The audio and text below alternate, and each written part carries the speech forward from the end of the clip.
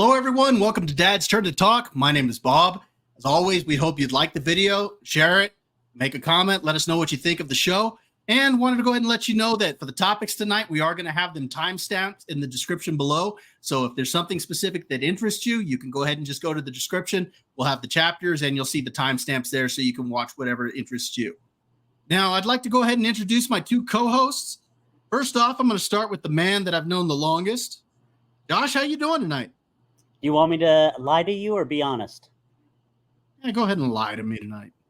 I'm doing pretty well. Oh, wow.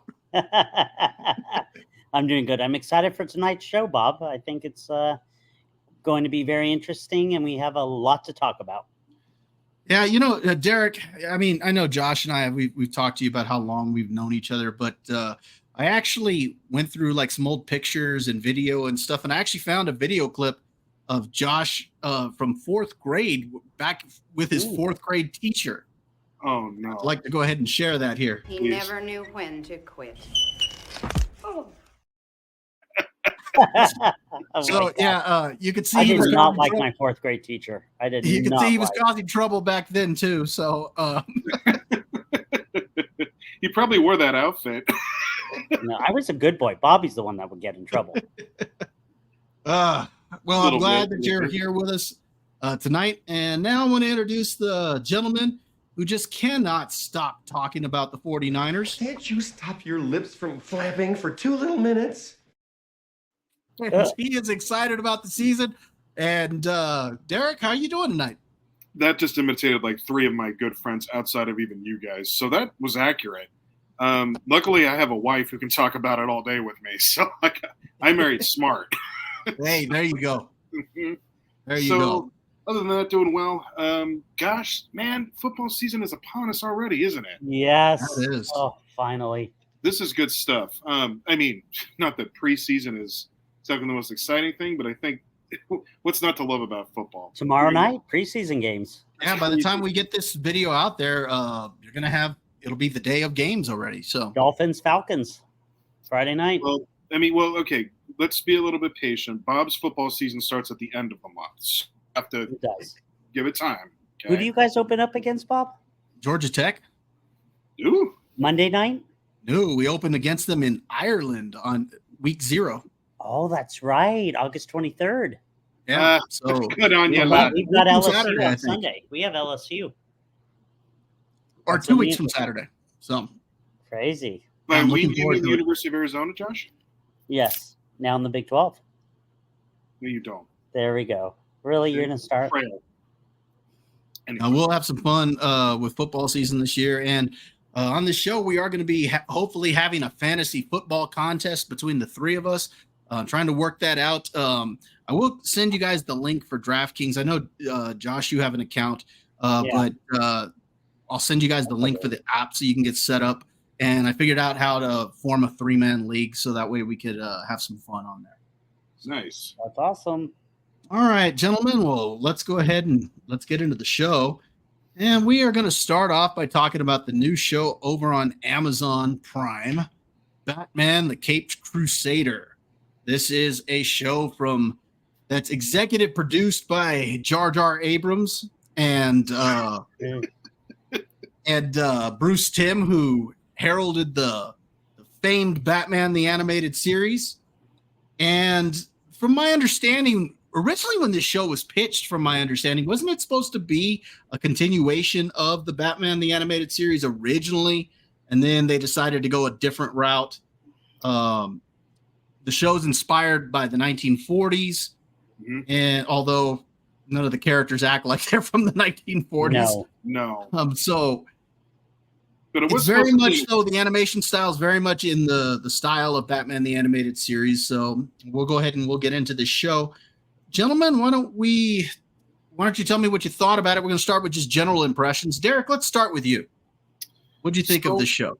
I know Oh, that. no, real quick before we Yeah. get into that, I'm looking at it over on Rotten Tomatoes. Let me go ahead and share this with you guys, just so we can see where it's sitting at. So amongst the critics, it's at 97% when you search all critics, and the audience has it at 57%. Wow. Okay. So Alright. doesn't seem to be. It seems to be very divisive amongst the audience. So, Derek, what do you think of this show? That's actually a very accurate review from my side. This is a mixed bag. Now, I know that there's a lot to criticize here, and it's probably going to be most of the stuff that we agree with. But before we get into that, I will tell you what I liked about the show. I loved how it gave me the old school feel. I loved that. The animation was exactly as such. It took you back to the animated series in a couple different ways, most of which had to do with the animation. That part was very, very wonderful to see. It brings a nostalgic feel to it. Just on that notion, it does keep me hooked because it just brings me back to the good old days. And I don't mind how Batman is in the show. Bob, I know that you're going to talk about how you think there's some issues there, but I didn't mind how Batman was portrayed. There's certain episodes I definitely did like. Spoiler alert, folks, we watched 1 through 5, and we're going to be talking about that here in a minute. 2 and 4, I think, are very well written. When you get into 1, 3, and 5, that's where you start having problems. We talked about this before on the program, where Minnie Driver's now voicing what I think is a cross-dressing penguin. They never really made that clear if this was just a woman or not. I didn't understand. Yeah, we'll get into that in the spoiler section. I agree with you. I don't think they make it clear. So that obviously, no. We have an image in our head of the penguin. Stay as such, please. You can get creative with other villains if you want to. There's a lot of room for opportunity, and to our point that we made on the program, there's room for new opportunity. You can come up with new villains if you want to. I'm all for that, but leave the old ones alone. There's just a way you should do it. Although the way they do the villain in episode 2, we'll wait for the spoilers, is extremely creative. That was well done. I agree. Yep. Yeah, that was a very well written episode, well done episode. But I do agree, because I know Bob's going to get into this, so I'm sorry for taking a shot at it first. There's some characters in here that go well off the script, like well off the image of it, and that's a bitter pill to swallow. Is it okay if I just start talking about the villains now? Or all right, hold on. Let's go ahead and give a spoiler warning here real quick.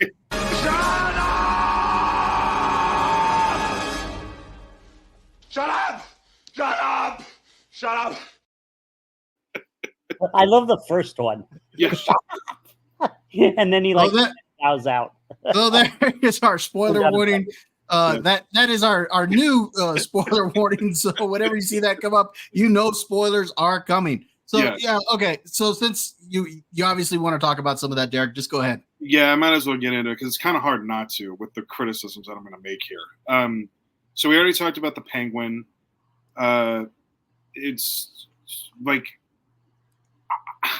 I didn't know the penguin performed. That was interesting. Oh. Okay, here's what just you mentioned real quick, because I got a comment on that. You mentioned you got the penguin performing, sitting there singing and dancing, but you got all the guys hooping and hollering like she's the sex symbol of Gotham, and everybody's just waiting for a kiss from the penguin. Yeah, I'm like, so bad. really? Are you kidding me? That's the sex symbol of Gotham? Oh my! Like, what kind of clientele is in Gotham now? Good God. I know. I'm like, geez. Same clientele around my neck of the woods. Come check it out. Oh, so bad. No, it's that was a very weird sight to see. Then and here's the point, just real quick, Derek, because you said we weren't sure if it was a cross-dressing penguin or not. Right.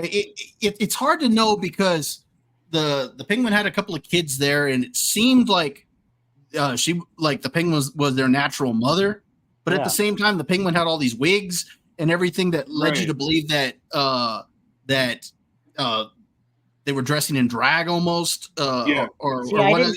It's not clear, and I think that was done intentionally.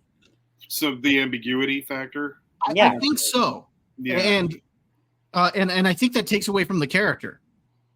Well, and then even when you try to go that route, the image of the penguin is so burned into your forehead that it's like, well, what are you doing? Like, why are you going off the beaten path with this? We don't have to do that. Now, again, room for other villains. So maybe there was something they could have done with another villain down the line that maybe would have been creative with all that. I came up with my own Batman villain that they should do in this series called the Troll. I think I talked to Bob about that, where it's basically a computer villain, like a cyber villain for Batman who you don't see. So that was my idea. That could be a lot of fun. That could. But again, keep the characters, the classic ones, as such. Don't go off the mark with them too much. I mean, the other one was Catwoman, who they made seem like a ditz more than anything. They kind of made her seem like an airhead. Oh. And I'm like, isn't the whole point of this woman to be like very intelligent yet seductive at the same time? Yeah, and her dad was they never mentioned her dad before, right? No. Not that I'm aware of. They made her almost like she was a spoiled rich brat. Yeah. That so she's running out of money because daddy was in jail. And so she's running out of money, and so she's stealing for that, but no thoughts of something bigger. Now, I got to be honest, I'm not too familiar with the character from the 1940s. So maybe she was like that originally, but I'm still thinking of her, how she was portrayed for like in the Batman the Animated Series, because again, that was kind of the basis for this. So yeah, I didn't particularly like her personality. I did like her costume though, because was very much like no. If you look at the original costume of Catwoman, that is very much the original costume. I saw a comic book cover for somebody who was talking about it, doing a review, and they showed the comic book cover saying how the costume really matched the early Catwoman. So that was kind of cool. That's a good point.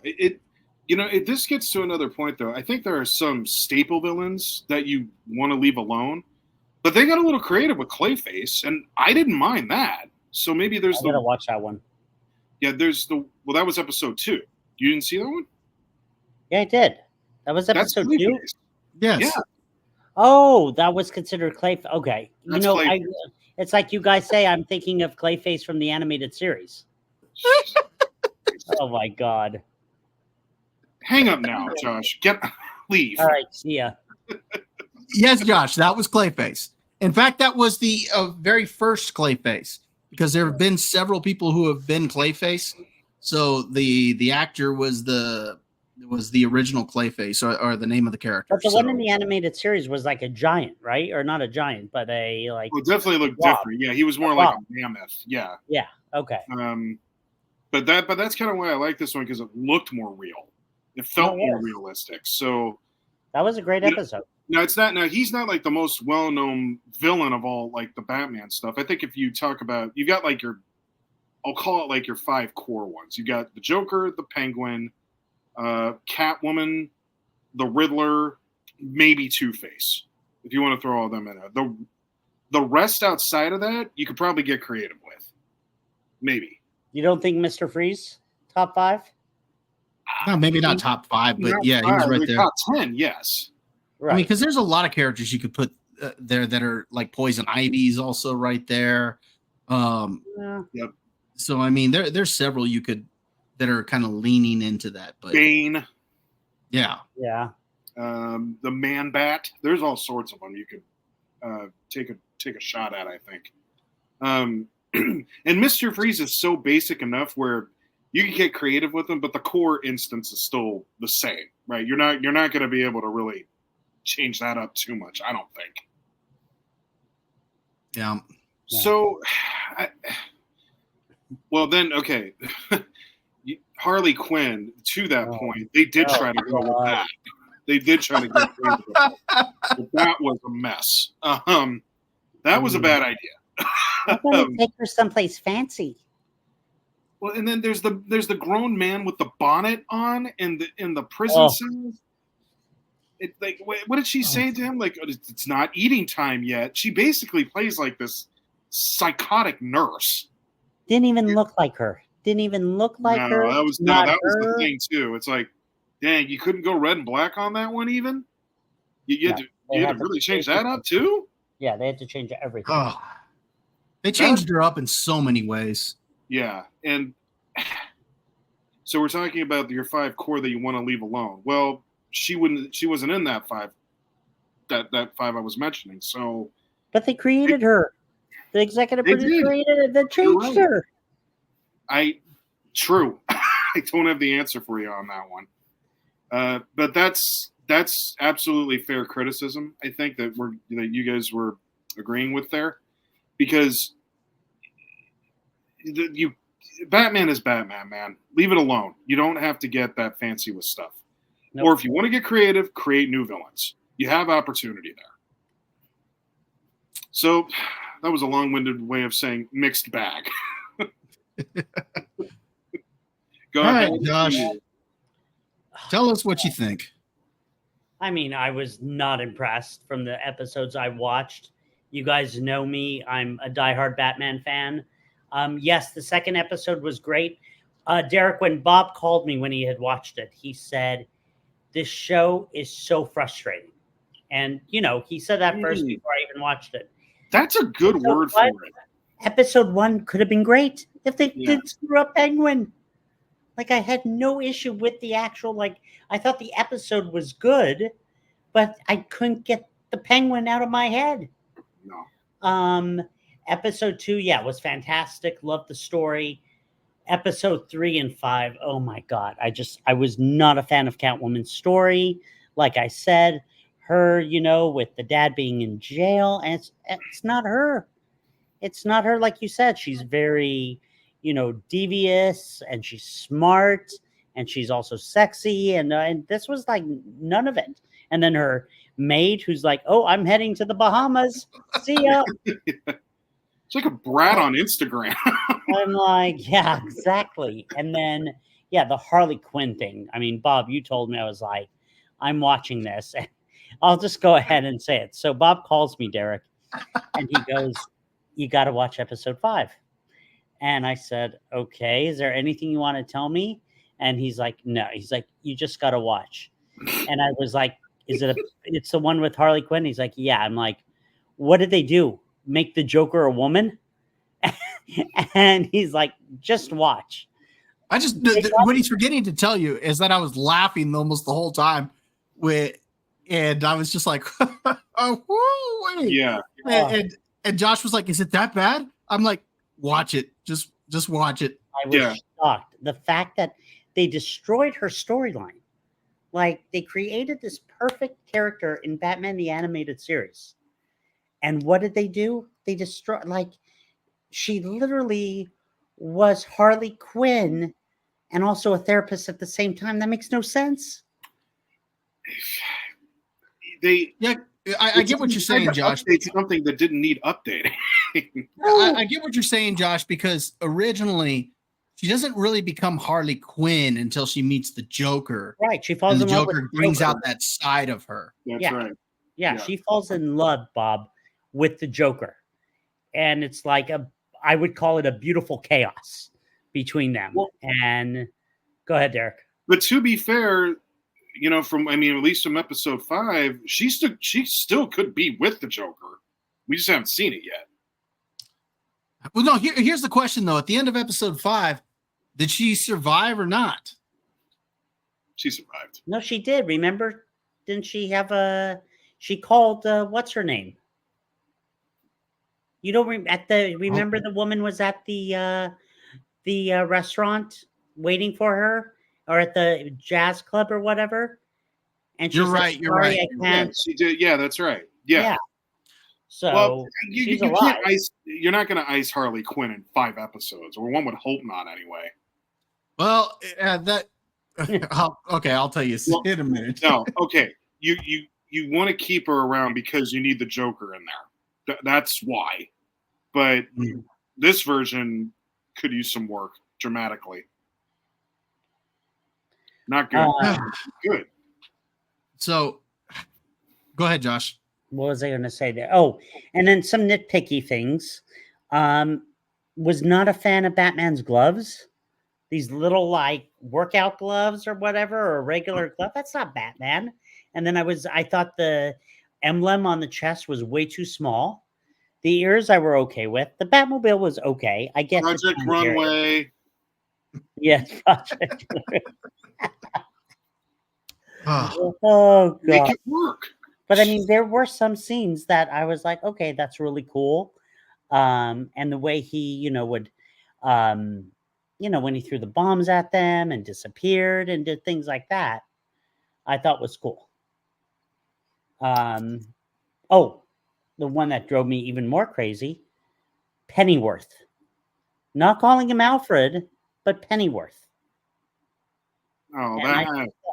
I just do not like. I'm sorry, I'm picky when it comes to Batman. Well, I understand, but okay, Alfred ate a couple more crumpets than he should have. Okay, big deal. You move on, all right? Like, it's not that. Okay, that one was as bad as the Penguin. No, okay. No, that is by far the worst. I don't understand it. Okay, so Bob, tell us what you think. Let's hear it. You loved it, right? You really enjoyed it. yeah. So, wow, where to begin? So, like I said, I thought this was very frustrating. There was a lot of stuff that I did like. The animation I thought was really good. Yeah. There were stuff that Batman did I thought that were pretty good. Like even in the first episode, he gets that guy that he's holding him there with the train coming right at him, and then pulls him up right before the train gets there to get the information. Yeah. So that was cool. The second episode I thought was really good.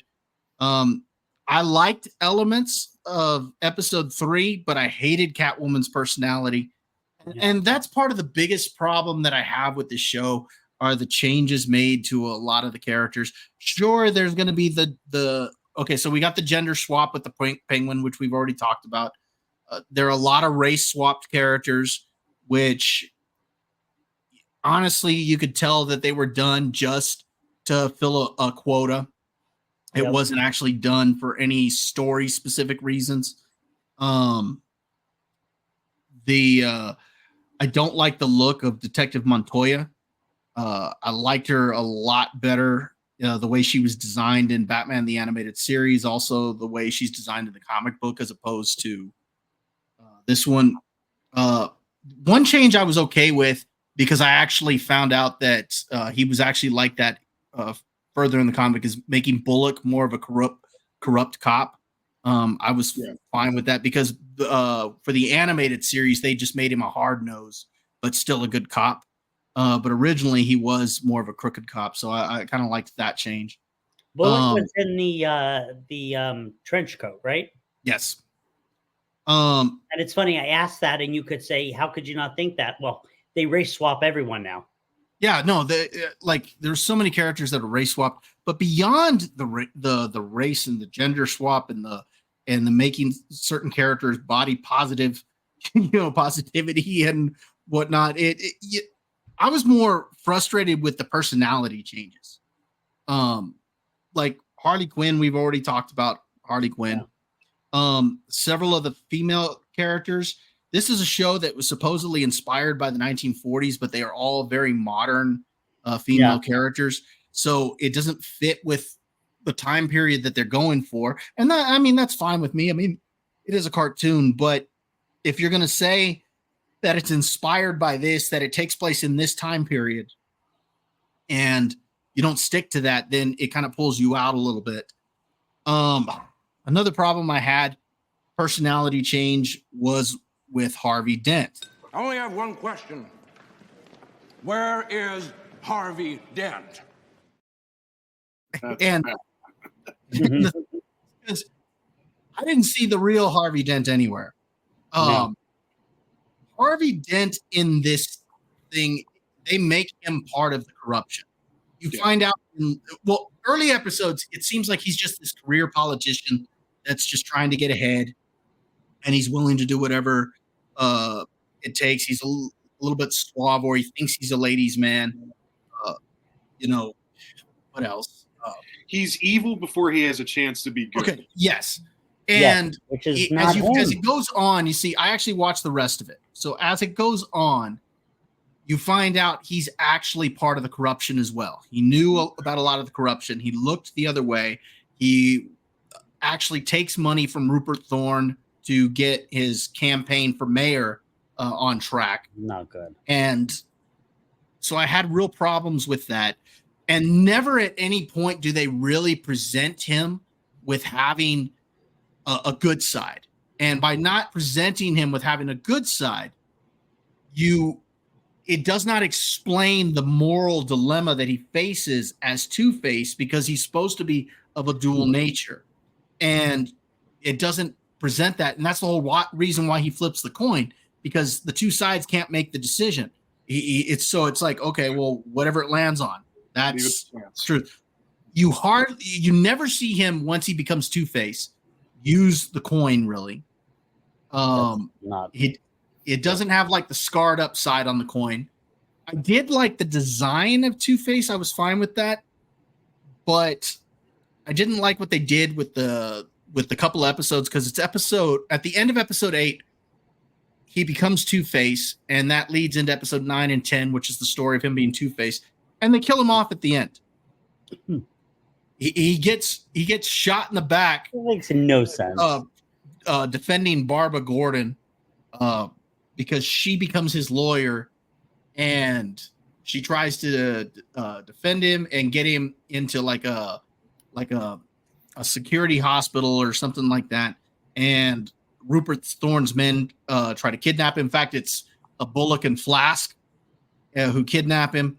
And when it's all said and done, a bunch of Rupert Thorne's men, along with Bullock and Flask, get into a firefight with Gordon, Barbara Gordon, Montoya. Of course, Harvey Dent's there. The Batman is running around fighting off the criminals. And their Flask is about to shoot Barbara Gordon, and Harvey Dent jumps in the way and gets shot in the back, and he ends up dying. And I was like, wow. I can't believe that they killed off Two-Face. And at first I was thinking, okay, well, maybe they're going to say that, he survived. Well, no, he was dead. Yeah. And I was like, I cannot believe they killed off Harvey Dent or Two-Face, and we never really got to see that proper Two-Face in this show. So that was extremely frustrating, and especially because you could tell they were kind of building up towards that through the through the first season, and for it to end that way, it was so frustrating. Now they do have a Joker cameo at the end, where you see him testing his serum and his gas and stuff like that on different people, and you see them laughing and then laughing to the point where they die. And as soon as one of them does, Joker says, I don't remember exactly what he says, but it's something like, oh, okay, I got it right, or it's perfect, or something like that. And the only thing you see is like from his eyes up. You don't see everything else. Yeah. So I did think that was fine. Overall, like I said, this was just a very frustrating show. Race and gender swaps aside, the biggest problem I had was the personality changes with the characters. They just didn't fit the time period that they're in. They don't fit what's come before with them. And in a few episodes, Batman almost feels like a side character. That's fine if you're going to have a show or a season that is like 20 episodes, but these are 10, 22, 23-minute episodes, and you don't have a whole lot of time to really develop all the characters and the villains. But now we got to spend time developing Montoya and Barbara Gordon and all these others, and they missed the opportunity on developing some of the villains. So also, like I said, they killed off Harvey Dent. That was frustrating. They killed off Firefly. That was frustrating. Yeah. So there was some stuff that I just did not like on this show. I think the fact that it's sitting at, what did I say? It was sitting at a 57%. I think that's pretty telling that, the audience doesn't, I think you've got those that are going to really, really like this because, like you said, Derek, it's got some callbacks to what came before. But, it's a frustrating show. Well, that's actually the perfect word for this show, because there is plenty about this that I want to like. Yeah. And there's even plenty about it that I'm willing to just excuse. The race swapping didn't bother me. Okay, fine, do whatever you want. All good. It's a cartoon, like we've said.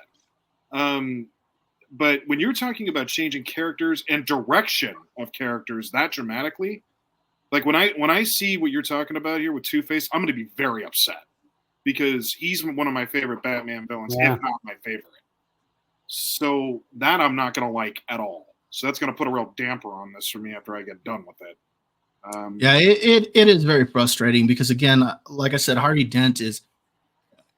They were obviously building up towards that, and the way I was kind of looking at it, I thought, okay, well, he's going to turn out to be like that big final boss that Batman's going to have to beat, for the end of the show, and or for the end of the season. And it's weird because, like I said, they gave him no moral good side to begin with. And then I'm supposed to believe at the end, in those last couple episodes, that he's having trouble deciding what he's going to do one way or the other. But then again, he doesn't really use his coin throughout it. And I'm like, the emotion comes in when he's Harvey Dent. When he's Two-Face, that's it. It goes out the door. Yeah. One thing I did like, and Bob, you mentioned this, was the fact that the Batman was not a lot of people knew he existed. There was a mystery to him with everyone. Batman. You know what? That's a good point. There is an element of mystery there, and they do get very much into the police corruption, which is a big part of Gotham. Yeah. Oh, which I thought was cool. I actually liked. Yeah, that I liked a lot. So again, frustrating is the word, because I mean, even in the comics, even in the comics, Commissioner Loeb was corrupt. Exactly, he wasn't a good guy. I mean, he was done very differently in Batman Begins and The Dark Knight, but in the comics, Commissioner Loeb was very corrupted. Well, that's so. Yeah, so then it's like when you think they're about to make a turn in the right direction, then they don't, and then they may do it again, and then they don't. And that is the frustration. Why do you think they do it like this? Why do they want controversy? That I can't answer. I don't know. Well, first off, I mean, let's be honest. We kind of talked about this last week when we talked about the Penguin being switched. Okay, so they switched characters for messaging purposes as far as their looks go, whether it be race or gender swapped. Period. That's what they did it for. They did it to fulfill different quotas and stuff like that, because it wasn't for story purposes. It's more for messaging. Now, I think at some point when they make a lot of those changes, they know it's going to create some controversy. So I think they at that point are just like, okay, well, let's push some of these stories. Let's push some boundaries. Let's see what we can do. And I don't think they worry about the controversy at that point anymore, because they already know it's going to create controversy. So you get people who want to put their own stamp on it, and they don't worry about what the controversy is at that point. At least that's what I think. Yeah, I don't mind limit pushing as long as you stick to, the certain basics. Yeah, I mean, I don't mind that. Like you could get creative in a very awesome ways with the way today's world works. I think that'd be a lot of fun, actually. But there's some things that are just of essence. Come up with your own comic book. Come up with your own thing. Don't mess what's already there. Now, I mean, I have a very different philosophy about all of this, because there are instances like, for example, at first I was like, Lawrence Fishburne is playing Perry White. How do I get, and actually ended up loving it. Like, I thought he was great as Perry White. Jeffrey Wright in the Batman. I was like, Commissioner Gordon, really? But yeah, he's good as Gordon. He's actually really good. Yeah. This is my thing. And because I think he captures the personality. There's the catch. That's what it is. That's what it is. Yes, that's a big thing. But Bob and I, he's race swapped, but the personality is still there. We recognize him as Gordon. Correct. Mhm. Now, like Bob and I have talked about, and Bobby always jokes with this, and Derek, you've seen this on our text chains. Um, for example, the Joker, Todd Phillips, when that Mhm. came out 5 years ago, Yeah. the very first thing this guy he goes to the media and he says, "This is not about Batman. This is my own take on this story. Right. This is what it is." Yeah. And we ended up all loving it. And he still stayed true to the story a little bit. Yeah, he did. Like, it was fantastic. He Mhm. prepared people and said months in advance, okay, this is what's going to happen. Okay. This is not a true Batman story. This is different. And I really feel if directors came out right away and talked about them changing something up, and this is not a regular story, I think I know I would probably be okay, maybe I'll give it a try. But they don't. I mean, the Penguin was just talked about at Comic-Con 2 weeks ago. You know what part of the problem is? When they do give warnings, the warnings that they give, they use specific keywords like, well, we're making this for a modern audience, or we think there are certain things about this character that are outdated that we want to make for everybody. Or when you start hearing keywords like that, you start thinking, okay, this is going to be different.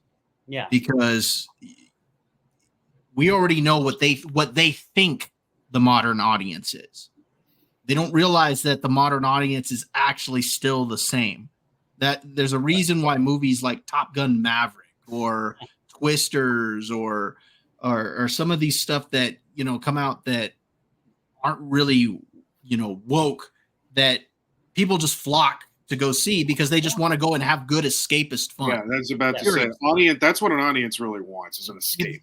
They just want good escapist fun. They don't want to be overthinking stuff or brought into the politics of things or anything like that. So when you start hearing those keywords, you know that there's going to be a problem. So they do give warning. The problem is they don't actually come out and say what a lot of those changes are going to be until like the last minute, and you brought this up last week, Josh, that when they announce this at Comic-Con, it's too late. They already know. You've already. Yeah, they've already It's done. It's already going to come out. We just got to live with it at that point. Yeah. Well, okay, so that does bring it back to another point, though.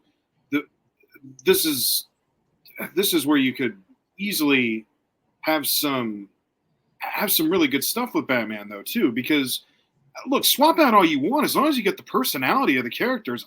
I'm there. If you get the real true essence of it, Right. I'll dismiss plenty. I can let my mind go. I don't care. But you really do have to make sure that you get the essence of the character. Plus, that was the brilliance of the Batman, the first animated series, was how creative they got with different villains. Like, what was one of them? One of them was a computer, for God's sake. What was its name? Hardak or something like that? It was really, really creative. Yeah, it was a big computer that would make machine people, like clones. I think I remember that episode. I don't know why I don't remember. You would remember it vividly if you saw it again. Okay, yeah, I'm sure I would. But that's my point, is that you have a bunch of room for creativity here. I mean, go nuts if you really want to, in creating other villains. Well, think about it. Harley Quinn is an example of how it was done right. I mean, that's a character was created for that. And then yeah, and I don't even mind that they changed some of the aspects of this character, like the fact that she was already kind of crazy.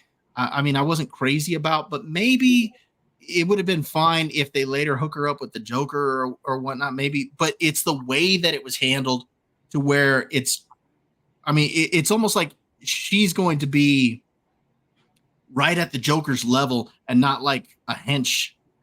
She needs a henchman. She needs personality. You gotta give some flair to that character. It's almost like they took some of that personality away when she was in the Harley Quinn outfit. Mm-hmm. That's exactly right. It's almost as if most of her personality was when she was Dr. Quinzel and not Harley Quinn. That's exactly true. Yeah, Yeah. I didn't even think of that. That is true. She needs to be boisterous when she's Harley Quinn. She needs to be wild child. That's what we came to know. Where Yeah. you going, Mr. J?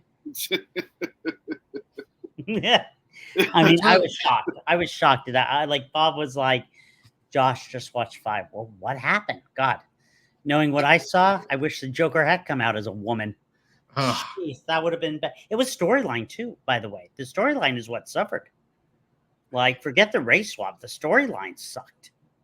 Yeah, for episode 5 was just bad, and Just in general. was frustrating. Episode 1 was frustrating, like we both said, or like all three of us said.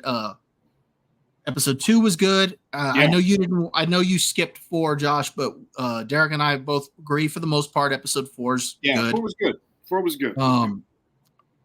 Like I said, when you do move on, you're gonna probably, since you like Two-Face a lot, you're gonna have some problems with the storyline and where they took Two-Face. Yeah. So you're gonna have some issues there. Not good. All right. All right. You guys got anything else about this? No, I think I'm No. good. I think we've made our minds hurt or heads hurt enough. All right.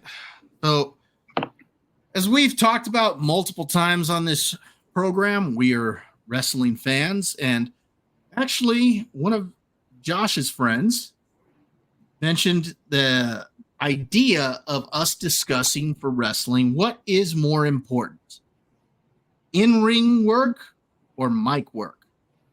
So for those that aren't wrestling fans, what we're talking about is your actual wrestling moves and putting on a good wrestling performance, or your ability to cut a wrestling promo and do an interview and stuff like that. What's more important of the two? So, Josh, I'm going to start with you on this one because you are the AEW fan. So I think I know where you're going with this one. Oh my God. No, you know what? It's funny. They asked me this just tonight, and it is incredibly close. And actually, I think Derek might agree. It's tough. Yes, I said I think in-ring work to me is important, because if a match basically doesn't like go quick and it's slow and it's sloppy, you could have great mic work, but fans aren't necessarily into it. Like, how many times do you watch a match and the fans are saying, this is awesome?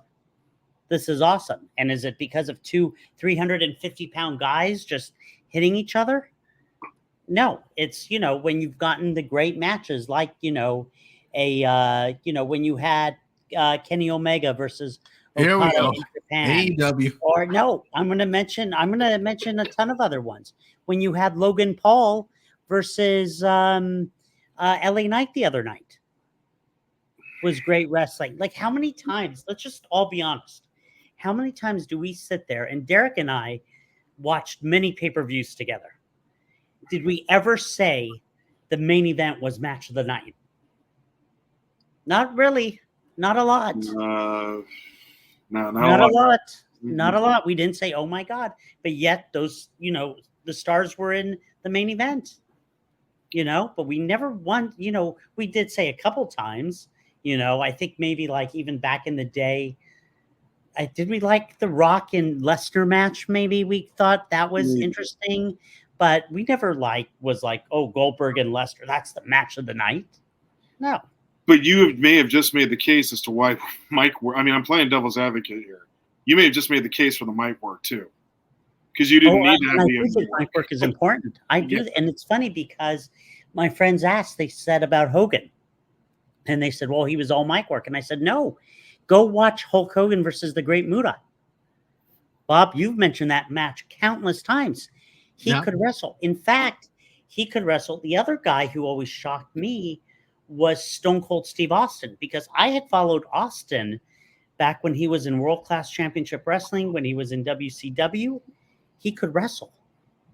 And I never understood, like, when he went to WWE, and Derek and I, we always laughed because one of our other friends would complain that he did the same moves. And I didn't know Bob until much later on when he had his podcast. It was his gimmick. And Vince McMahon said, yeah, you're just doing these moves. That's it.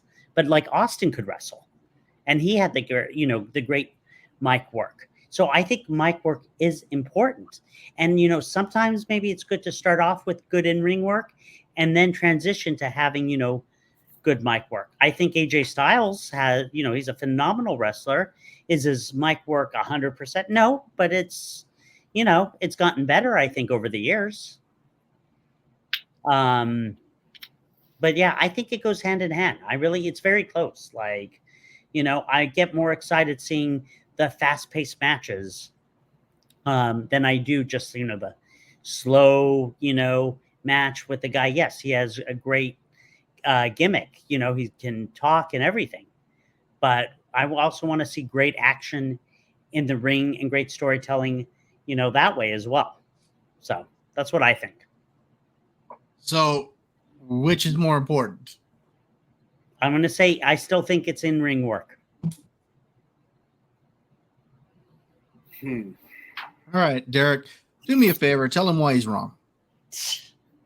Yeah, I can probably do it. Okay, so Am I wrong? Well, here's the yes, you are. The argument from mic work is as such. Okay, I'll give you an example. This will illustrate it good for you. You know who I was a big fan of back in the day, Josh? Who? Muda, great Muda. Okay. Yeah. So, and he was one of the coolest you could see, right? He had the face paint, the mist. He would love Muda. flip and just do all these crazy moves. And for back then, he was doing stuff that nobody had seen. The elbow. Well, yeah, absolutely. And I loved watching him. I loved watching him in the ring. Yeah. Could he talk? Nope. Who was next to him? Gary Hart. Correct. You need it. You need that in order to draw people in. It's true. The only reason that you would watch that great in-ring work you need to have the mic work in order to get you to that in-ring work. You have to have that in order to draw you in. Otherwise, you're not even going to bother with what's on the match. You may miss something for all you know. I'll give you an example. This is perfect for what happened on SummerSlam just this past Saturday night. Yeah. One of the best matches of the night was CM Punk and Drew McIntyre. Until that point, Punk could not wrestle. All they had was mic work. It's true. That is why I'm probably going to go with the mic work. And the only reason I'm with you, yes, they are hand in hand, but you need that mic work in order to draw you into the match. Now, you would want to see something that's awesome in the ring, of course, but you need that in order to get you there. That's why I think. Bob? All right. So, put it bluntly, mic work is more important. End of story. Okay. It is more important.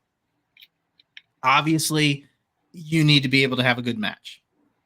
Because if you don't, all right, let's put it this way. You could be the best wrestler in the world, have the greatest moves in the world. You could be a guy like Ricochet, but he's terrible on the mic. Doesn't go anywhere. Yeah. But you can be a guy who's great on the mic and be an average in-ring worker, and people will just flock to you and love you. Now, as far as just some examples, you had mentioned, was it you, Josh, or you, Derek, that mentioned Hogan and Andre? That was Josh. Okay. So you mentioned Hogan and Andre. Here's a perfect example. Yeah. The match of the night for WrestleMania 3, as far as in-ring work. Steamboat. We all agree that it's Steamboat and Savage. Mm-hmm. If I mention WrestleMania 3, the match that comes to everybody's mind first is Hogan and Andre. And that was because all the mic work and build up to it at that point, that those two guys, think about it.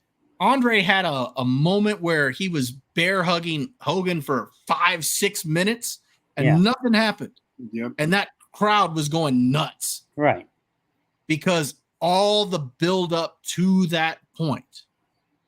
And if you hadn't had that build up, it'd have just been a boring match. And and there's nothing spectacular about that match at all. Nothing. But those two were just so over and so larger than life because their mic work and everything that they had done beforehand just built up to that point. Now, I'll second with what Derek said. CM Punk and Drew McIntyre. That was a fantastic feud, all by mic work. Look at the whole Liv Morgan, Rhea Ripley thing, all the storytelling and mic work and everything that went into that when they went out and put on a great match, that was just the icing on the cake.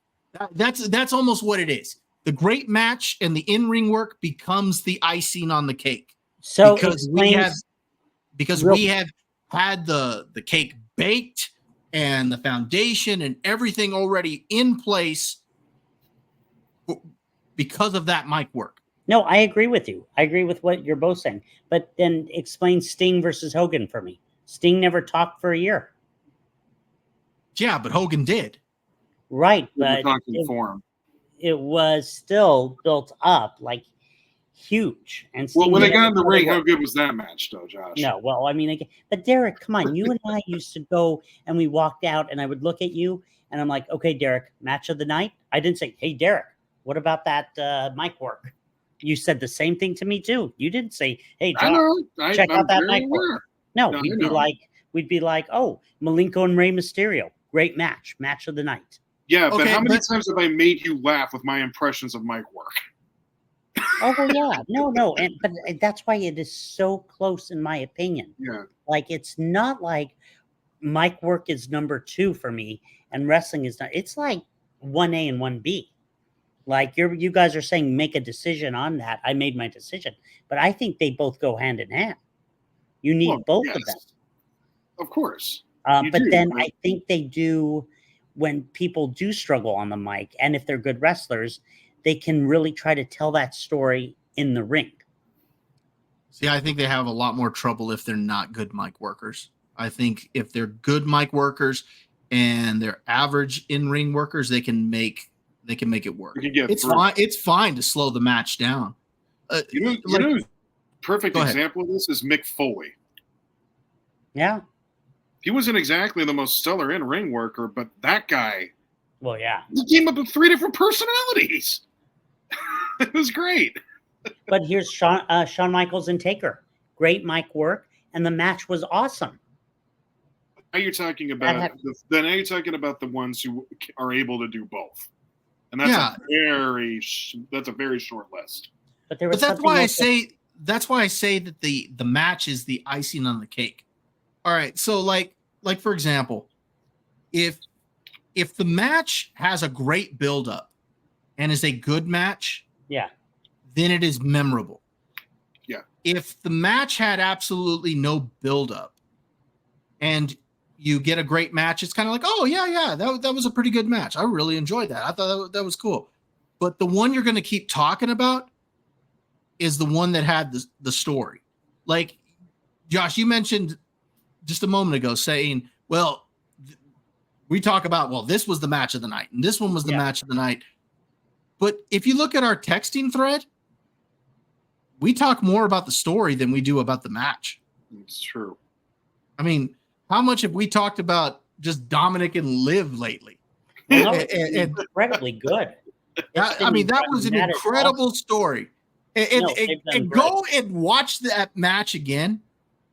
The story afterwards, after the match, was more important almost than the match itself.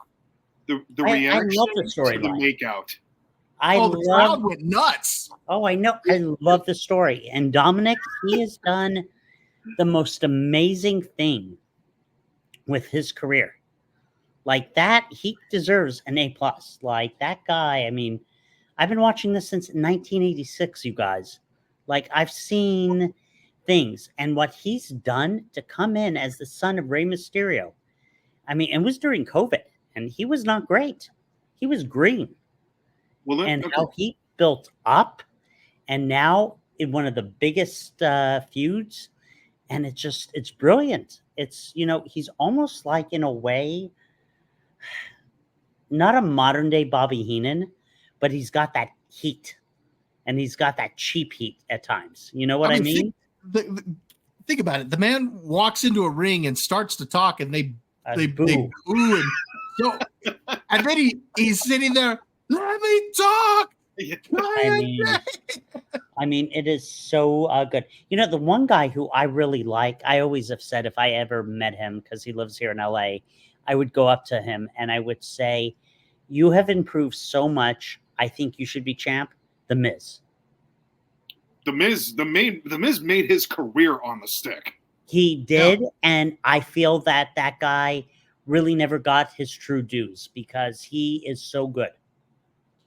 Oh, you want to talk about a guy who made his career on the stick? John Cena. Yeah. Ric Flair. I mean, let's be honest.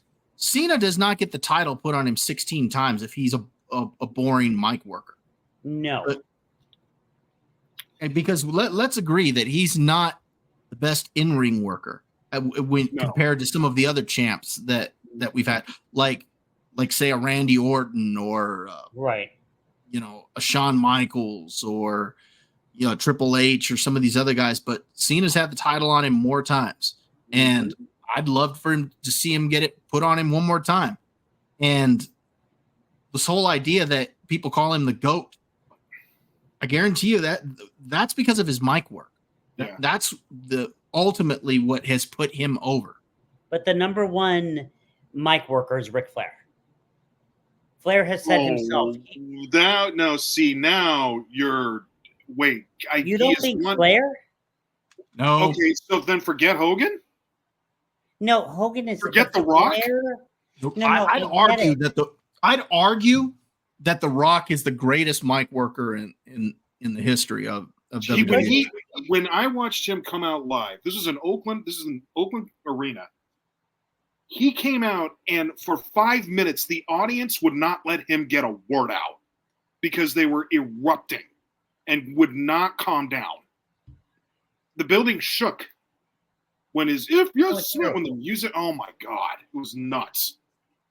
All he had to do was stand in the ring with the mic. Yeah. And they would just be chanting his name. And then he'd start talking, and then it was even more awesome. Still amazing how they turned on him this year. It's it's been good though. He ran with it. That's smart. That's good. Yes. Okay, see, the best wrestlers are not only able to have the good mic work and then have good enough matches, but they also have good in-ring psychology. They can read a crowd. Yeah. Oh yeah. Like I've heard Stone Cold Steve Austin say this about Hulk Hogan. Hulk Hogan's in-ring psychology is among the best there's ever been in the business. Yeah. I mean, you look at his match with The Rock at WrestleMania, it goes so well because Hogan reads that arena so well, and The Rock, who was greener at that time, compared to Hogan, not that he was green, but greener compared to Hogan. Right. He followed Hogan's lead on that.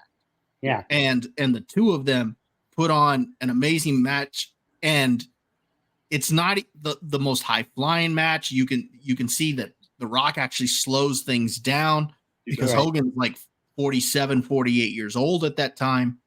And yet it's still an amazing match. But what led up to that? All the mic work. That's what led up to that. Derek, do you remember the match at WrestleMania 20? What our favorite match was? It was one we've always talked about. Jericho and Christian? Yep. Yeah. Because it was like an old school wrestling match. Well, see, that's another one. That's another one we kind of forget about how good he was. Is Chris Jericho? Yeah.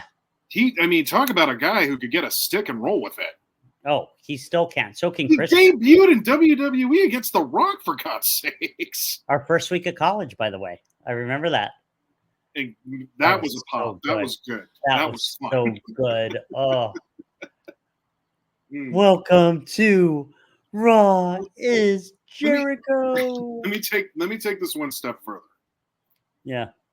So I know this is going to sound like a cheap shot on AEW, but hear me out, okay? I'm trying to illustrate a point here. Here we go. Wasn't Take the cheap shot. They had this.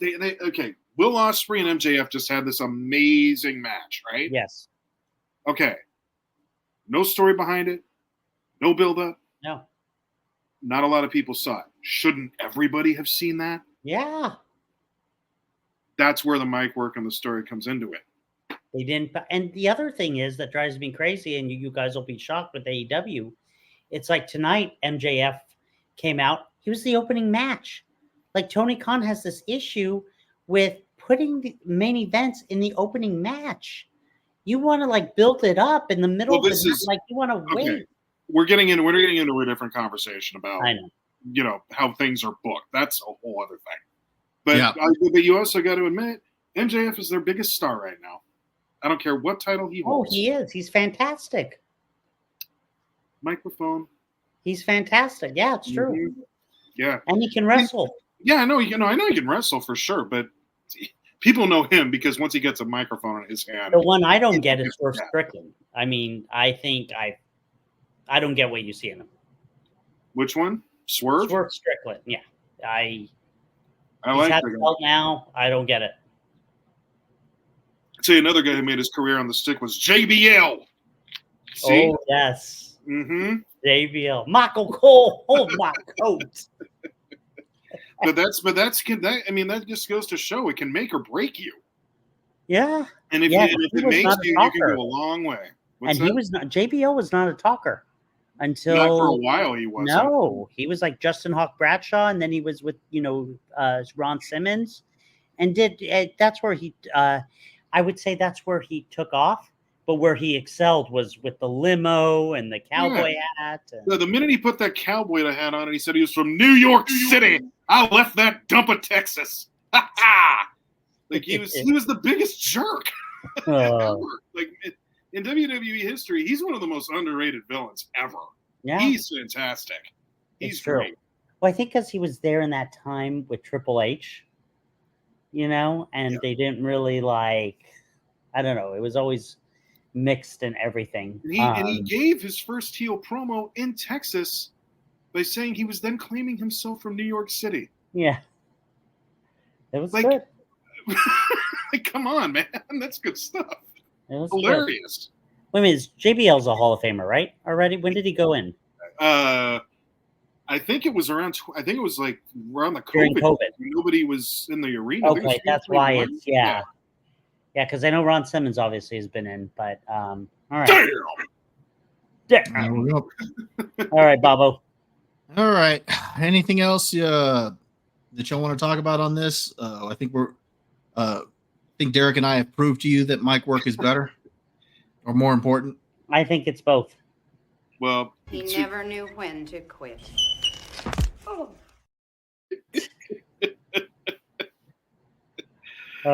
Go on to the next one. Back of the head. That's not both. All right. So before we get into our next topic, Derek, recently you took a family vacation. Now, when you go on a family vacation, what's the worst that can happen?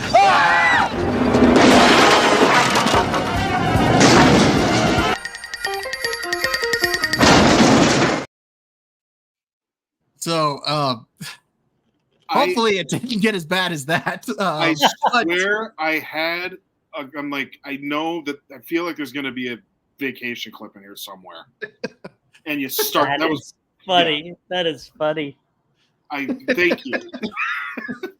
I wanted to use the Wally World one, but I felt we'd get copyright or get it with copyright for the Chariots of Fire, at the end. But anyway, so Derek, you actually took a family vacation here recently. Why don't you tell us a little bit about that? Okay, so I went to a destination called the Great Wolf Lodge. It is a chain. Oh! Yep, exactly. Wolfpack. So it is a chain. There are a few of them across the nation. Josh has mentioned that there is one in Anaheim, which is a little bit down the ways from him. I think there is one in Austin if we're going the Texas route. Mm. The one near me is in a town called Manteca. You guys ever heard of it? No. Good. You don't need to hear Manteca, but you would like the Great Wolf Lodge. You would like the Great Wolf Lodge. Yes. Real quick, how big is this place? It's massive. Okay. And it's It's all massive. indoor? Yes. There is one little outdoor pool area, and they do have some outdoor eating, but the rest of it's pretty much indoors. Okay. So when you walk into this, they call it a resort. It's it's a hotel with a bunch of kids stuff, which is fine. That's the purpose of it. So you know what you're walking into. Yeah. So this isn't a lodge like Everybody Loves Raymond, where all the old dudes up at the lodge. You know? No, you're not getting that here. You know, right off the bat, you're in this because you are a dad like us, and you're getting ready to take the kids on a vacation and have some fun, which is what we were doing because we were celebrating my oldest birthday. So when you get in, it's massive, this massive lobby, and there's already like a stage behind the door next to the reception area, and that's where they have fun, like, you know, sorcerer activity happening. That's where they play movies. It's very much a kid-centered area where a lot of activity goes down. If you keep walking, you eventually get to this massive restaurant that they have. They have like it must be like 3 different places that are huge in terms of the food you can get, which is great. And then if you keep walking, you will eventually hit the Dunkin' Donuts, because why wouldn't you? Along with an ice creamery that is delicious, and of course a candy shop. Oh, all that in one little area. Throughout this whole journey that you keep going through, you keep noticing these little pods around that are part of some game that you can sign up for, where you get this wand and you keep exploring the lodge in order to pick up clues and get powers and things like that. What is this, Harry Potter?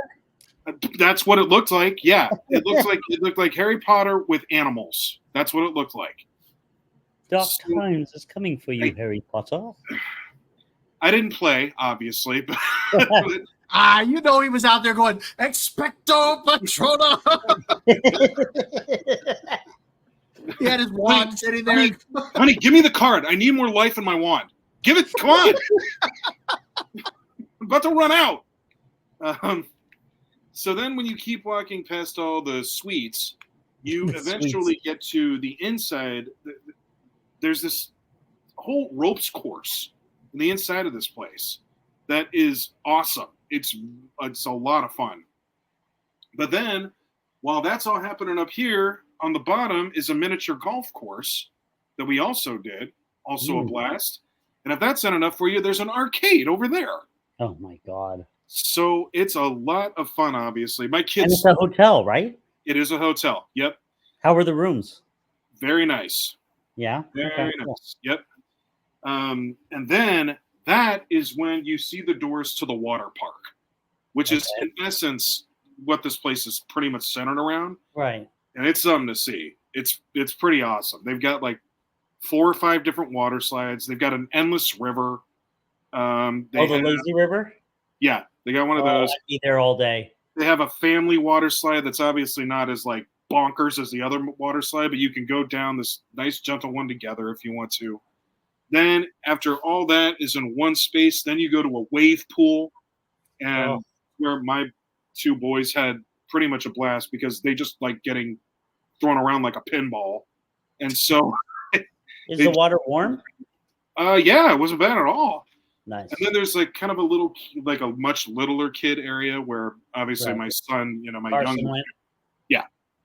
younger, so he was very limited. He had to, I slapped a red wristband on him because there's just some stuff he can't go on. Okay. And of course, there's a bar in the back because the parents got to get a drink somehow. Nice. And it's a massive one. So all in all, I gotta say, from a family vacation perspective, as we are here on Dad's Turn to Talk, I'm gonna give a 4.5 out of 5 stars. It's very good. Cool. Yeah. Very cool. Sounds pretty cool. Sounds Well, cool. that kind of leads us into the topics. We wanted to talk about family vacations. So, since you just took one for the family, I'll let you continue here, Derek. What would be your ideal vacation to take a family to? Now, I'm going to say money's not an issue. Okay. I'm going to say money's not an issue because in reality, money is an issue. That's why we don't take vacations just everywhere. Yes. That's why I haven't taken many vacations, everywhere. But if you could take an ideal vacation for the family, what would it be to you? Again, money, no issue. Where would you want to go? Take them. I am very fortunate and in some luck here because my parents have a place in Hawaii. And they also have a timeshare there. Yeah. So I think every year since I can remember, we end up there right after Christmas. December, yep. Yep. And As long as I've known you. yeah. And so between, staying at their place and then they also have a timeshare there too. The hotels themselves are also really centered around a lot of kid activity too. Because let's face it, it's outdoors, warm weather, water's beautiful. Yeah. Lots of animals. It gives itself to kids. So every year we get a chance to do that. And I have to say, I totally get why families bring their kids there because there's always something to do. There's always going to be, you're never going to have to worry about weather unless it rains, which does happen, but it's not like you're going to be in deep trouble with it. And then the fact that you not only get to, swim and enjoy the beach and go on glass bottom boats and see, all the ocean. It's ideal, at least from my side of the house, because the kids will have a good time. And obviously the parents get a chance to relax a little, not a lot. You're never going to relax. No. The trips we go to right now, when we're talking about right now, make no mistake about it, moms and dads, you're not relaxing, but you at least get a chance to if you go there. So I'm very fortunate. I know I'm odd man out here, and I consider myself very lucky, and I'm very thankful. All right. That's probably my ideal spot. All right. What about you, Josh? Where's the ideal spot for you to take your family to? I mean, I want to go to Hawaii. And it's so funny because we keep going to Mexico, but I've been to Hawaii many, many years ago, and I've always wanted to go back. We've got the Pacific Ocean here, but it's so darn cold that I want to go someplace where it's a warm ocean and you have so much to do. And it's like Derek said, I remember going to Kauai, rained every day, but it rains for like 5 minutes and you're in the pool and it doesn't matter. And so I think there's so many things to do with the kids. In Hawaii, I mean, my God, Disney has Aulani there now. You could go there. You could go to Maui. You could go to Kauai. I definitely think that's an ideal vacation spot. Again, like you said, Bob, when price, you said money is no object. But, the other places, I mean, we have enjoyed Mexico, mainly because, it's all inclusive. Okay. And, we were just there a couple months ago and it was fantastic. And, really enjoyed that. I think the other place that I really would love to do is a Disney cruise. Cruise, yes. I was going to mention this, though. Are you not in a bit of good fortune yourself because Disneyland is just a little bit down the road? Still, believe me, I still would love to stay at the Disneyland Hotel, and do that. And, we've gone to Universal and stuff. We're very fortunate to just have, all that stuff here. What a lot of families go to Anaheim for. Oh, I know. And it's so crazy. When you live in LA, I don't think about how many tourists are here. I've lived here now for so long, 15 years, that it's like when you go to Disneyland, I'm like thinking it's mostly tourists. Yeah. There's probably not a lot of locals. So that's, I would say that. What about you, Bob? For me, if price was not an option, or wasn't an issue for me. I would love to take my whole family to Universal Studios in Florida, to the Universal Resort, stay at the Universal Resort, because I think Universal Studios now has like 3 parks there. Yeah. So Islands, it's Islands like of Adventure. yeah, it's like 4 days just to get through that, man, almost 5, to be honest, just to do everything there. And the reason why I'd like to go there is that just knowing the way, the type of stuff that my kids like, they would have more fun at Universal than they would at Disney. Interesting. And not saying, because obviously, when people think of Orlando, they think of Disney World and stuff. Yeah. But Universal has gotten to where they're very competitive with Disney World as far as the number of guests that they bring in and everything. And I was looking at their resort itself, as well as the some of the deals that they had and everything. So if price wasn't an option or an issue, that's where I'd like to take them. I think they'd have more fun there than Disney World. Interesting. That's an interesting choice. Have you been to the one in Burbank, Bob, or no? No. The No. last time I was at Universal Studios in Florida, I was a teenager. It's been that long.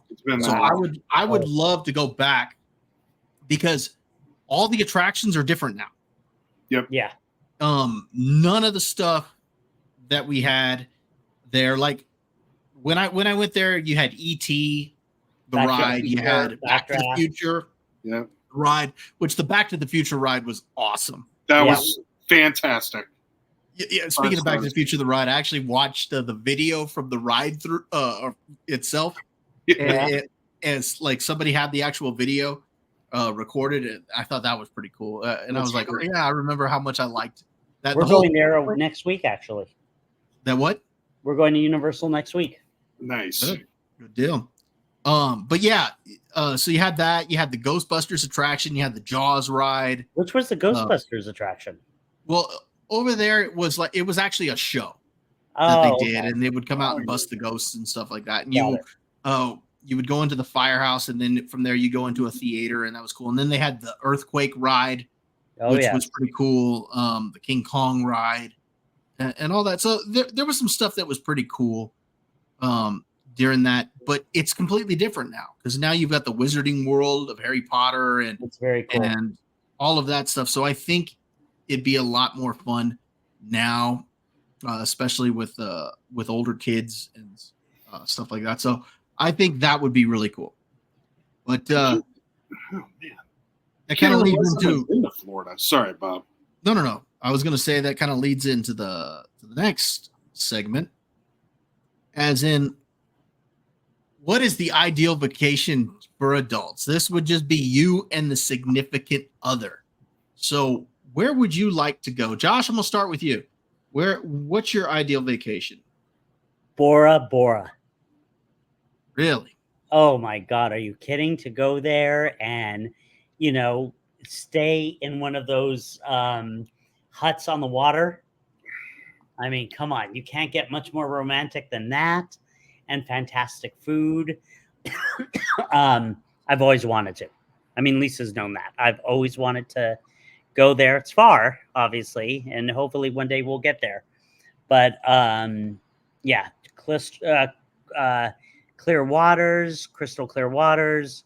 I think it'd be amazing, to just sit there. You could literally get up out of bed and jump in the water. I mean, how cool would that be? I do that now. Get out of bed and I jump in the shower. Overrated. Bob's ideal vacation. He's like, I'm going to Walmart. That's my ideal vacation. There we go. That's right. But yeah, I definitely think Bora Bora would be fantastic to take the wifey and have a good time. All right. What about you, Derek? I've actually done that. I've been to Bora Bora. Yeah, I went there for my honeymoon. You did? Yeah. How do I not remember this? That's your fault. Oh, I do remember. You're right. Yes. Okay. It just came to my mind out of fear. It's pretty awesome. I won't lie. If Did you just stay in need one of to- the cabanas? Mhm. Oh, I hate you right now. It's pretty awesome. I will say, if you need to check out, like if you just need to not be connected to this world at all, you're gonna want to go to Tahiti and bring that missus along with you. I will say that, but I will also say that we have had a couple of trips in the last few years. I think about twice, and Vegas is pretty fun with your significant other too. If you're in for a good time, you want to have a Now you're ball, like, talking Bobby's. you want to party, like, and that's the thing about Vegas that's fun too, is that there's you can always have a party at any age when you go there. There's Yeah. always some for the 20s and the 30s, and even the 40s. You have a set of fun already set for you, and it's totally fine. You're not going to the clubs. You don't need to anymore. There's something for the 40-year-olds. So head on this way. It's fun. It's a good time. It's thumbs up. I forgot how much Vegas can really rock. It's a little hard because it's, so much. And by the time you hit 2 days or 3 days there, you're like, I got to get out of here. Yeah, that's all we can do is 2 or 3 days. Yeah, if I hear another one of those slot machines, I'm gonna choke myself out. So Bobby loves that. Bobby, I'm sure it's on his. I'm sure that's his text message sound on his phone. Bob's alarm system is the Wheel of Fortune. No, I don't like the Wheel of Fortune game. Yeah, not that one. Hey, what about you, Bob? All right, so I'd love to go to Hawaii one day. I've never actually been, and so I think that would be a fun vacation with Irene. Yeah, I think that would be a lot of fun to take her to. Also, I gotta go with Derek on this one. Vegas is a blast. Of course. I really enjoy Vegas, partly because like Derek said, there's a little something for everybody. Yeah. And I happen to really like the shows. Mm-hmm. I enjoy there's almost too many shows to see. Yeah. Yeah. And so and you want to try to see some of them while you can. Just a perfect example. Last year I went with my dad and went to see the Cirque du Soleil over at the Mirage, the Beatles Love. Yeah. Well, that one's no longer being done because really? because they closed the Mirage down. It's going to become the Hard Rock Hotel, and the Hard Rock Hotel's changing everything up. They're getting rid of the theater. I think they're putting their own in. So the show is on hiatus. Well, as of right now, there's no plans to bring it back. It doesn't mean that it won't come back, but they'd have to find somewhere else to put it on and everything. So, I was glad I got the opportunity to see it, but I also enjoy, obviously, you mentioned the slots. I'm a little bit of a gambler as far as I have some fun with that. So, but one of the things that I like about it is about Vegas and being able to gamble or see the shows and all that stuff. But you could actually get out of there for fairly inexpensive. Everybody thinks that it's going to be a ton, but my dad and I last year, we stayed at the Wynn, and because I was part of their rewards program, which is something you want to do, you want to sign up for their rewards programs for whatever hotel you're going to stay at. If you're going to gamble on their property. Don't gamble somewhere else. Gamble on their property. And if you're going to eat and all that stuff, charge the stuff to your room. And the reason why is because they track the spending that you're doing at their property. They want to see that you're using at their property. So when it was all said and done, based on the gambling that my dad and I had done, as well as the room charges and everything, for 4 nights at the Wynn, which 3 of the nights were already free, we only had to pay for 1 of them. But they ended up comping that night.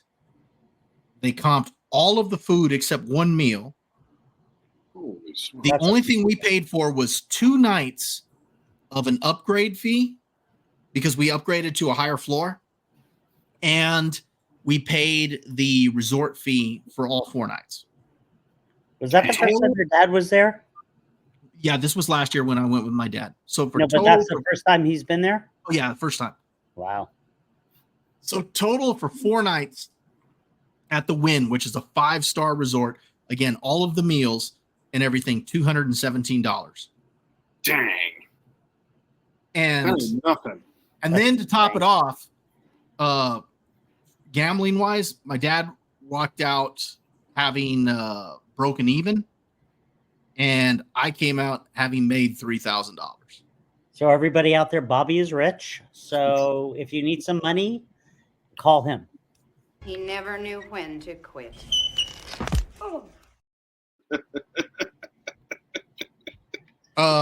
No, yeah, I just got lucky. That was the end of it. That's Bobby's. I just got lucky. But the point that I was making was, even if I hadn't gotten lucky and I had lost what I budgeted to spend for the gambling, the fact that all the other expenses, $217 for all for the night stay for 4 nights, or yeah, it was 4 nights, and the and all the food. I mean, that's fantastic. That's really good. That's amazing. So really, then when you throw in the cost of the tickets for the shows, and you throw in not even the flights, because my dad used airline miles for us to go. So just the cost of the shows, the $217. And again, he broke even with the gambling, and I actually made money. Really, the only expenses out of pocket were about $500 again for 4 nights. I mean, that's pretty good.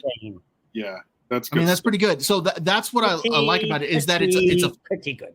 That it's a fun place. There's something for everybody, but if you do things the right way, you can actually get out of there for a pretty cheap cost. And a lot of people don't realize that. They think that they got to spend tons of money, but there are ways around it, because they want to. A lot of these hotels are willing to give you free night stays. They're willing to comp some of your stuff, even if they didn't give you a free night stay. When you go to leave, you just give them your rewards card and just say, "Hey, I'm done gambling. Here's what we've got." They'll look at it and they'll still comp off. Like the year before, I went with Irene, and 4 nights again at in this case it was at the Encore, which is the sister hotel for the Wynn. Mhm. And they're both on the same property, but it's the sister hotel. For 4 nights there, and not counting the food, it was like $800, which again for 4 nights. And the only reason I spent that much was because they hadn't started giving me free offers yet. Got it. And the main cost should have been about $1,800. They ended up comping about $1,000 off the bill. There is all sorts of ways you can, save funds out there. I remember when we stayed at the Fontainebleau, it was because it was like just soft opening, and the rooms were completely affordable. They're going to jack up if they haven't already very, very soon. Was it nice? Yeah, it was. It was really, really well done. There was some stuff that hadn't even been open yet. They had like 3 restaurants that were probably opening around the December timeframe. So they were still very much getting it all set up and together, but the pool was awesome. That was great. And then they had like one main one, and then they had like another private one off to the side that if you went hiking enough, you could find it. It's a very, very awesome hotel. They did a very good job. Yeah, I've seen some pictures of the inside of that, and I gotta looked at some of the rooms that they've got. Yeah, that looks pretty nice. That is sad, though, that the Mirage is closing. That's too bad. Yeah, they Where closed my it up. bachelor party was. Remember, Derek? La Samba, crazy. baby. Yeah. Steakhouse. You missed out, Bob. Yeah, no. Bob was invited, everyone. Bob was in my wedding. He just didn't show up. Why do you have at that time? I didn't. I at that time, just situation was like I couldn't have made it. All right, just don't make him feel. No. It's because I was in nursing school at the time. So So, Were you in nursing school at the time? Was. Yeah, I guess you were. Yeah. So, there was, but the win and the whole win encore setup, that may be my favorite now. Although I've been very impartial. that is an amazing hotel. And I'll tell you this, Derek. I have never walked into a place where they made you feel like royalty. So 2 years ago, like I said, I stayed at the Encore, and my flight got switched to an early flight. Yeah. I was supposed to fly out like at 9, and it got switched At to like a 6 a.m. flight. right? To a Yeah, I 6 remember a.m. telling me, flight. yeah. So by the time, of course, with the time difference, by the time we get there, it's like 6:45 Las Vegas time. So we get to the hotel, and it's like 7:20 or something like that. By the time we get our luggage, get over there, and everything, it's like 7:20. Yeah. So I walk in, and I asked the lady at the counter. I was like, I apologize. We have an early check-in, because I did set up an early check-in for 11 o'clock. And because, again, we were originally supposed to leave like at 9, so I had set up an early check-in. Mhm. So we get there, and they and I tell them, my flight changed. Is there any place we can leave our luggage so we can go get something to eat, and we'll come back at 11 o'clock? And they're like, well, absolutely, Mr. Smith, we can go ahead and put your stuff over here for you. But here's what we're going to do for you. We're going to go ahead and we're going to register you right now, and we're going to put a rush on that room for you. Now, I see that you've upgraded to a panoramic view. Now, if you'd like, I could put you up on the very top floor if you want.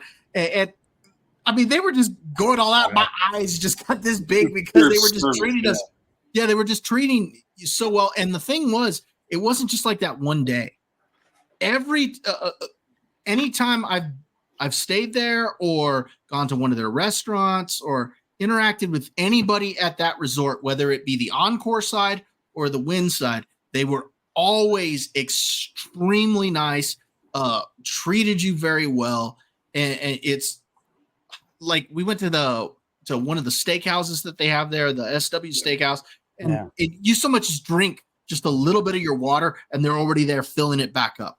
I mean, it was just great, great service everywhere that we went there. I got nothing bad to say about it. And we went to some of the other hotels to see the shows, and we had some drinks at other places and stuff like that, of course. But none of the service at any of the other places even matched that. And I'm not saying that the others gave bad service or anything like that. It's just that everything they did at the Wynn and at that resort was just impeccable. Have you been in there, Josh? Yeah, the Wynn I've been in. I was just thinking where stayed at the Mirage, Treasure Island, the Monte Carlo. That was for my 30th birthday. Derek, both of you, I think I tried to get to come, but I forgot why you guys couldn't come. Were you there? I feel like I was. Maybe you were there at the Monte Carlo. Was that the Hard Rock? Yeah. Hard Rock was cool. Where else? Oh God, what was it called? The SLS. I know what you're. Yeah. Yeah, it's not there anymore. I mean, it's something else now, but it's at the far end of the strip. So yeah, I remember this is an interesting story. Years ago, my parents always went for business twice a year to Vegas. One night they're eating dinner at the Wynn, and my dad, he went to the bathroom, and then he was looking out the window at the golf course. And this guy comes up to him and goes, "Pretty cool, huh?" And my dad's like, "Yeah, it's gorgeous." And they start talking, and he was like the executive vice president to Steve Wynn. Wow. And like showed him around, and it was pretty cool. So yeah, Vegas. God, last time we were in Vegas was 2015, I think. Any shows worth calling out that we'd like to mention? We talked a lot about the shows. We should mention some. Oh, yeah. You know what? I mean, The ones Siegfried that and I've Roy, seen, I remember seeing them. Yeah. the ones that I liked, Irene and I, we went to see the Cirque du Soleil, the Michael Jackson one. I thought that was a pretty good show. Oh, interesting. It's very different from the other Cirque du Soleil shows, though. It's more of a dance Yeah. routine to MJ's music. And now there's still some of the Cirque du Soleil stuff, some of the high flying acrobatics, but not to the same level as a few of the other shows that they have on there. I did see several years ago. I went in 2016. That was my first trip to Vegas, and I saw Penn and Teller. I thought that was Oh, pretty that's fun. cool. Were they That's at the a Rio? fun- They're still at the Rio. They are at the Rio. Okay. I think they're The the Rio longest. is- They're the longest lasting show right now. Yeah. Yeah. You know what's interesting about the Rio is because the Rio has gotten so run down over the years, but Oh, I know. I Yeah. saw where It too. they're trying a new renovation with it to try to get it back up to what it once was. But yeah, it's really kind of fallen. Yeah, and I guess it's kind of hard to keep it at the same level as all these other hotels, especially when you got stuff like Resort Worlds and Fountain Blue and some of these others that Right. have popped up there on the strip. So, but yeah, of course, Blue Man Group is cool. If you wanted a show to take the kids to, Tournament of the Kings is fun for the kids. Yeah, that's right. Interesting. Yeah. Because I think that's a fun show for the kids. They got the knights, fighting each other and whatnot. And I actually went this last time when I went with my dad, and we sat in the section that cheered for the villain, and so that was pretty cool. Nice. That's you know where we went. But they feed you at that one, so that's which is cool because that's a way to save some money because Yeah. you're looking for a way Anderson. to say. So if you're looking for something for the kids, that one is a decent show for kids. So there's a lot of cool stuff there. Those We are some of went the to shows that I've seen that I liked. You know where we went years ago? To the Nitro Grill Oh Lord. at the Excalibur. How did that end up working out? I don't even know if we got in. Actually, it was so packed at the time. Not there anymore, though, right? I know. Yeah. No. What about shows that you've seen, Josh?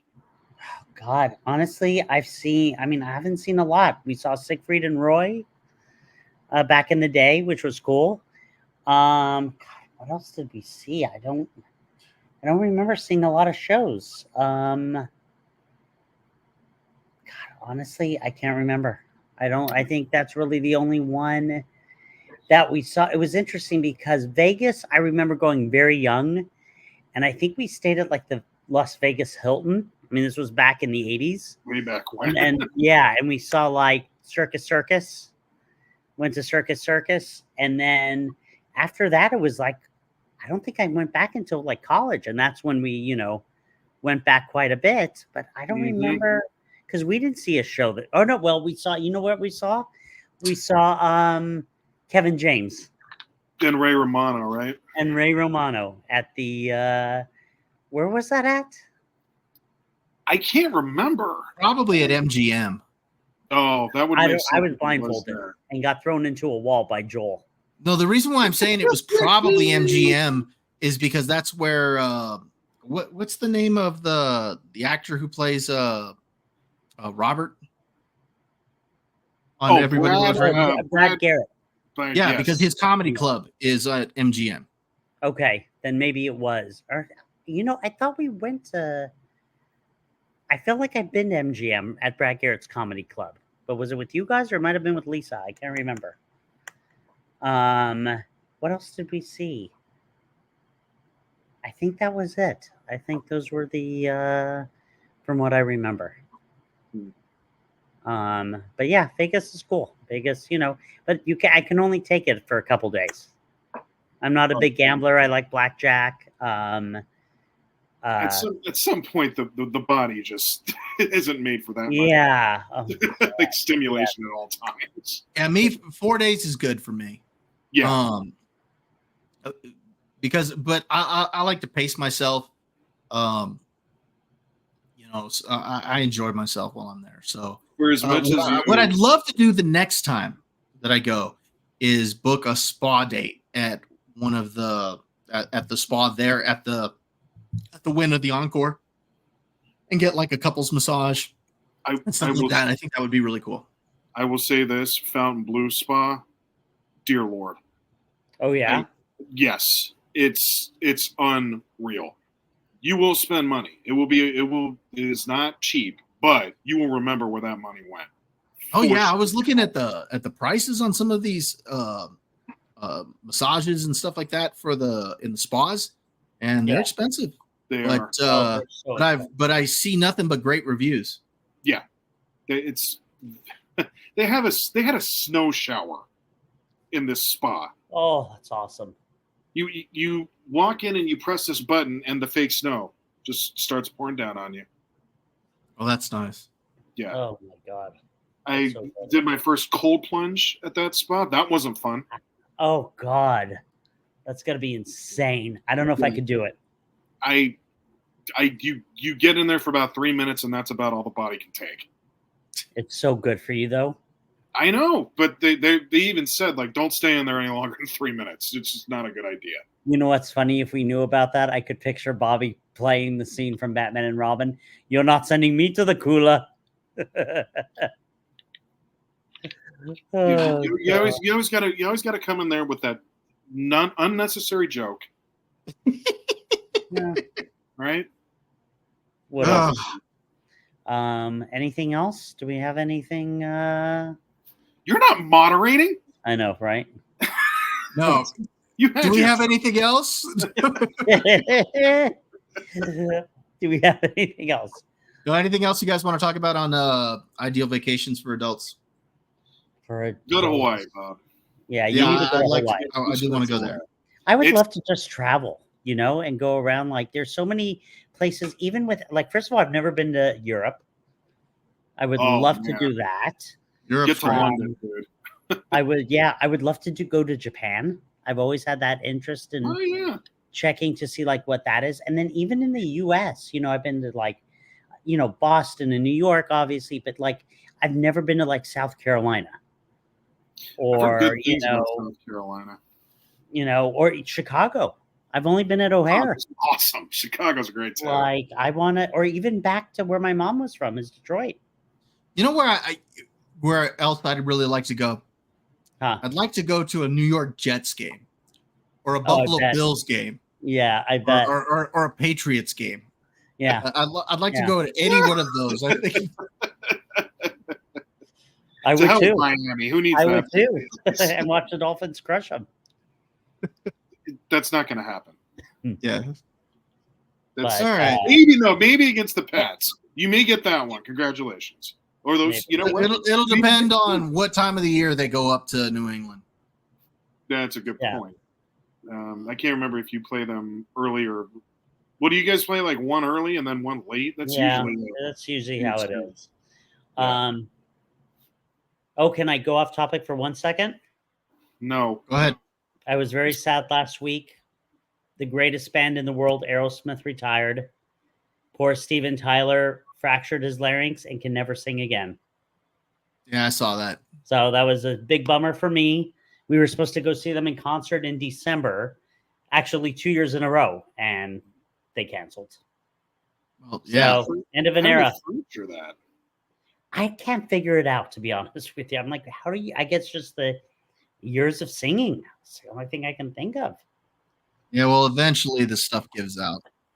Yeah, I mean, he's 76, so Oh, well, that right there will do it. But yeah, end of an era. Great. Alicia Silverstone is crying in her house right now. Oh, I bet she is. I bet she is. All right. All right. I want to say that. Anything else? I had a huge crush on Liv Taylor back in the day. Really? Tyler. With Yeah. Tyler? Tyler. Yeah. So that's it. That's all. Hey, I get it. She's pretty hot. Yeah. I get anytime that I could see her in that Eowyn costume from Lord of the Rings with the The ears. ears. I mean, if you're gonna have an elf, There you go. It's a good looking elf. By the way, Derek, we were talking. Maybe we'll do this one day about our top videos the other day, music videos. And when you said yours, I went back and I watched it, and it brought me back to middle school. Well, yeah, that was the point. And the father, like kicking them all out. That's correct. I actually, speaking of like top 5 and stuff like that, I actually had an idea of something we could do on a top 5. Yeah.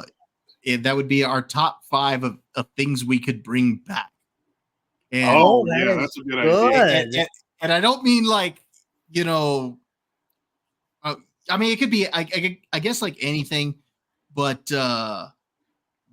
yeah, I think something like that would be cool. Like, you know, a restaurant or that used to be popular, or, you know, That's tough. you know, something that was cool that we could bring back.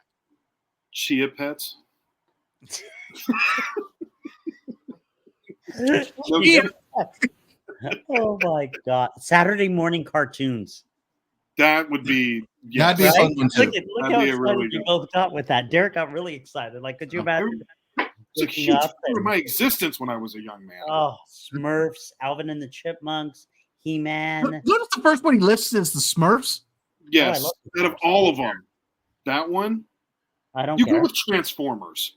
Transformers, Thundercats. I still He want could to. have gone with any of those, but the first one he lists are the Smurfs. I still want a live action Thundercats. I just don't think they could get it right. But No. anyway, we'll cross that bridge when we get to But I like Saturday that morning. idea. cartoons. We'll do it. Chia pets. Bring me back the chia pets. Chia. Chia.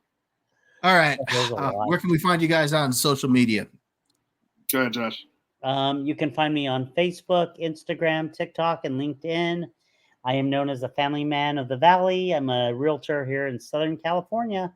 So if you're thinking of buying or selling, hit me up. All right. What about you, Derek? Let's see. There's got to be some senior citizen activity in Las Vegas somewhere. You can find me there on LinkedIn and Facebook. In that case, we'll find him there at the slot.